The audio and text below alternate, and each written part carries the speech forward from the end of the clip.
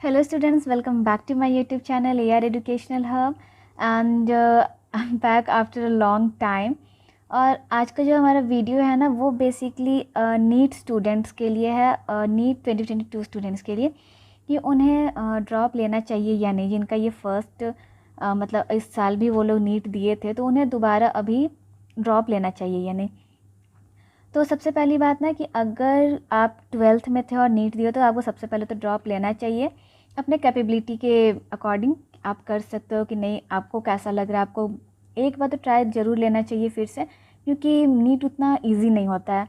ठीक है, उसके बाद कि जो लोग 2-3 ड्रॉप ले चुके हैं और इस साल तो जैसे कि आप लोगों को पता है कि इस साल का पेपर अचानक से थोड़ा टफ़ कर दिया गया था। पहले का जो पेपर आता था 2 साल का पेपर वो थोड़ा इजी था, थोड़ा नहीं बहुत इजी था। और इस बार का जो फिज़िक्स आया वो टफ़ था, तो बहुत लोगों का इसके चलते पेपर ख़राब गया है और कट ऑफ तो ऑब्वियसली लो होगा। बट फिर भी फ़िज़िक्स जो इस बार का है बहुत लेंदी था, मैंने देखा है फ़िज़िक्स बहुत ही लेंदी था। तो अब उन लोगों को क्या करना चाहिए, नीट 2022 के लिए ड्रॉप लेना चाहिए या नहीं।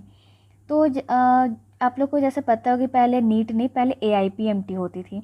AIPMT होती थी और स्टेट की भी अपनी एक अलग एग्ज़ाम होती थी।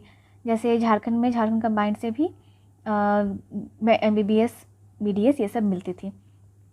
तो AIPMT के बाद जब नीट आया तो नीट में हुआ क्या था, अचानक से पेपर बहुत इजी हो गया। पेपर इजी हुआ तो उसमें फिर कट ऑफ जो है बहुत ही हाई गया। और कट ऑफ इतना हाई गया, स्टूडेंट्स का पहले जो होता था टारगेट 520 आ जाने पे झारखंड में जो है MBBS मिल जाता था। कट ऑफ पहले इतना लो होता था, अचानक से हुआ कि कट ऑफ जो इतना हाई हो गया, 600 प्लस लाने पे MBBS मिल रहा था।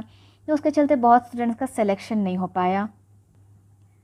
उसके बाद फिर स्टूडेंट्स ये सोचने लगे कि अब जो NTA आया है, ये NTA जो है हमेशा इजी पेपर ही बनाते हैं, तो वो लोग इजी पेपर के अकॉर्डिंग वो लोग एग्ज़ाम मतलब अपना प्रिपरेशन करने लगे।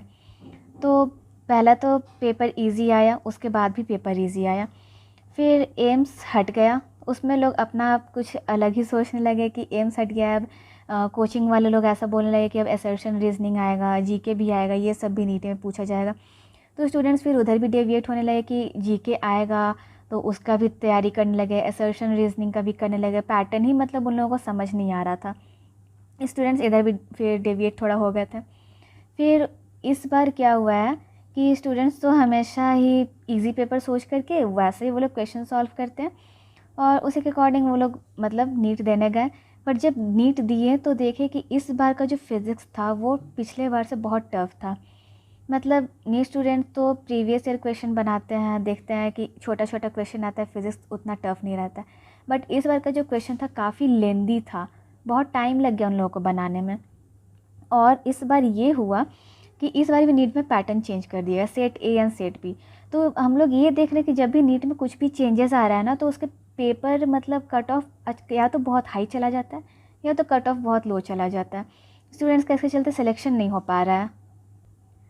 और ये भी मतलब चल रहा है, डिस्कशन चल रहा है कि नीट को जो है ऑनलाइन कराना है। तो हो सकता है अगर ऑनलाइन करा दिया जाए फिर पता नहीं पेपर में क्या क्या चेंजेस आ जाएंगे, कि फिर और टफ हो जाएगा पेपर या इजी हो जाएगा। तो अब ये कोई कह नहीं सकता है ना।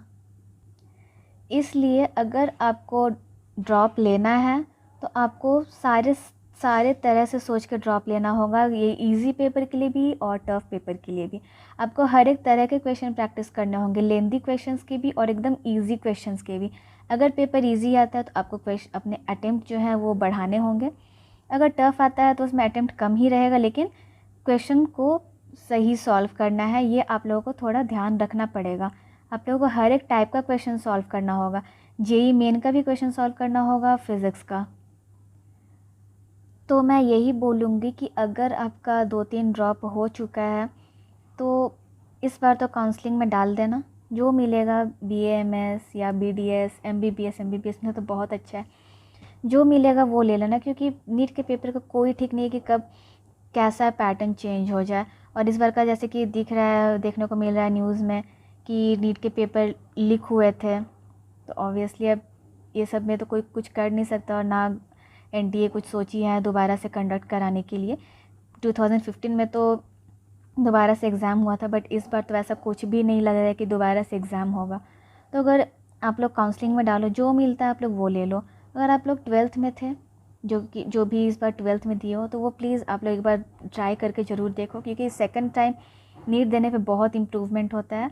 तो आप लोग तो देखना, लेकिन जिनका 2-3 ड्रॉप है वो लोग प्लीज़ इस बातों को ध्यान में रखिएगा कि हो सकता है फिर से नीट का पैटर्न चेंज हो जाए और फिर पता नहीं कट ऑफ का क्या ही होगा। और नीट में कुछ नहीं पता है कि कैसा कैसा पैटर्न भी ले आते हैं, कभी सेट ए सेट भी ले आ रहे हैं, कभी AIPMT से नीट कर दिए हैं, तो कभी एम्स के एग्ज़ाम को भी हटा दिए हैं। तो अब इसमें कुछ नहीं किया जा सकता है। तो प्लीज़ आप लोग ये सारी बातों को ध्यान में रख के फिर नीट 2022 के लिए प्रिपरेशन करिएगा। और अगर सोच लिए कि ड्रॉप लेना है, जैसे कि आप लोगों ने मार्क्स को कैलकुलेट कर ही लिया होगा, अपना अप्रॉक्सीमेट मार्क्स तो पता चल ही गया होगा। तो अगर लग रहा है कि नहीं निकलने वाला है और अगर आप सोच रहे हो कि नीट 22 देना है, तो अभी से प्रिपरेशन स्टार्ट कर दो। नीट के रिज़ल्ट का वेट मत करो, तब तक बहुत लेट हो चुका होता है। जो लोगों को देना है ना, वो लोग अभी से पढ़ना स्टार्ट कर दें, फिर आप रेस में पीछे रह जाओगे। इसलिए रेस में हमेशा आगे रहो, अभी से पढ़ाई स्टार्ट कर दो।